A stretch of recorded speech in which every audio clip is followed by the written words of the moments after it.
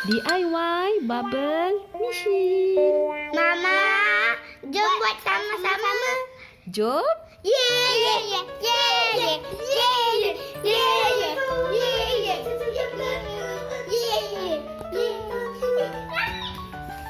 Okey, ini adalah bahan-bahannya.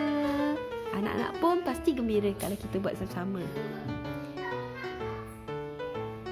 Okey, follow semua step-step untuk menjadikan mesin ni.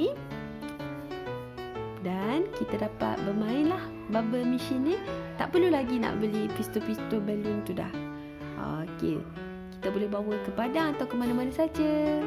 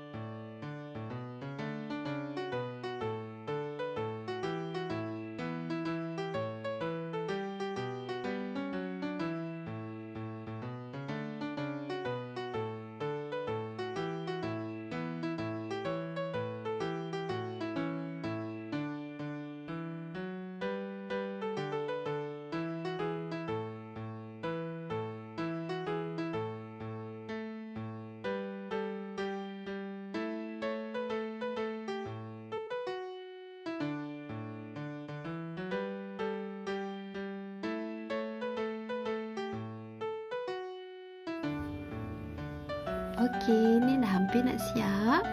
Apabila ianya dah siap, kita boleh buat bancuhan air sabun pula.